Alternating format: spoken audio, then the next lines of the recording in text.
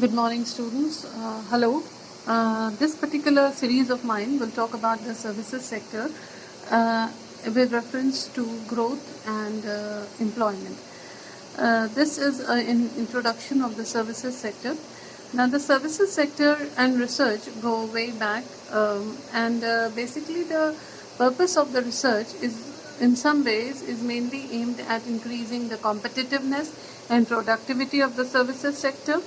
While in some cases it is more focused on providing knowledge and statistics about the structure and economic performance of the sector, and is principally used for policy development and economic analysis. We use mostly I mean the researchers mostly use the latter part of the research or basically for the policy development and economic analysis. But we have to also acknowledge the fact that there is more research required in this wonder sector. The wonder sector, I'm calling it a wonder sector because the kind of a growth rate which the developing countries have seen, I'm not talking about the corona phases, but in the pre-corona phases, because of the contribution of the services sector in these countries which did not even had the same kind of sectorial composition, did not have a same kind of a structural transformation through which I think the Western world went through, or the developing world or the developed world went through.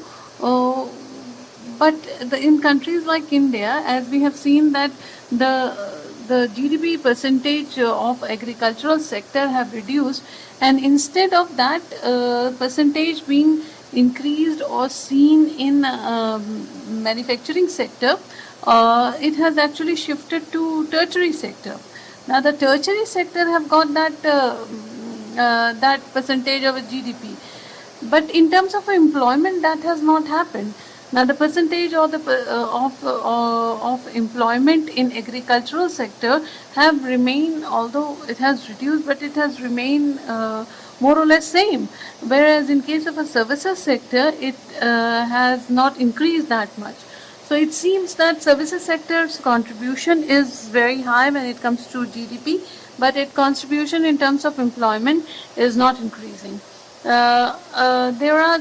order to have to understand from where the services sector have originated, we have to go way back, and basically we have to study the Fisher-Clark hypothesis. Fisher-Clark hypothesis actually talked about increasing tertiarization with increased income, has been a variant of the Engels law, which states that the income elasticity of demand for services is greater than that of a demand for goods. Since that particular work which they did in 1930s, it has generally been assumed that economic development results in a shift of employment from agriculture to goods producing industries and finally to services. The core of class theory in the productivity of labor, they said that as the productivity of labor in agriculture rose as a result of mechanization, labor was released for industry, and later industry absorbed that labor and in the form of a labor-intensive services sector.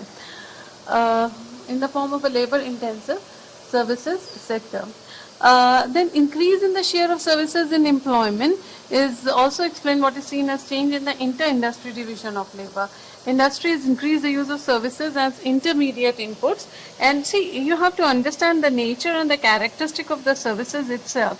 Services in some places is used as the intermediate goods or inputs, and many of the processes and activities of a service nature which were carried out by manufacturing firms as a part of their activity and therefore accounted for as a part of manufacturing industry are increasingly outsourced to enterprises included in the services category, and that is why the manufacturing sector is also known as, or rather the services sector is also known as the residual sector, because of this only,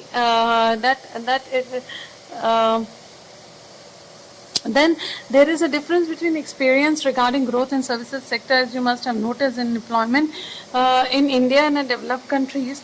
Now, when you will dig deeper, you will find out that in case of a developed countries, the low productivity in services was recognized as a factor behind the factor employment growth in services. Then in industry, whereas studies in India have reached to the conclusion that labor productivity is increasing in the services sector, that could be one of the reasons for fall in employment in this sector. Now, we have to understand that in Indian context, the increasing share of services in GDP was not taken that much seriously, and it has been subjected to point of controversy ever since independence.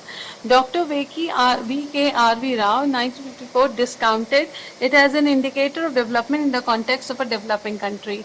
And then what happened was the dominance of services was traced back to the factors such as increasing role of government in economic planning and execution, the historical role of urban middle class in wholesale trade and distribution, and the demonstration effect of high income countries. So there are different kind of a classification in international transaction when the services take place. See, mode 1 is cross-border supply of services that is not requiring the physical movement of supplier or customer. Mode 2, provision implying movement of the consumer to the location of the supplier.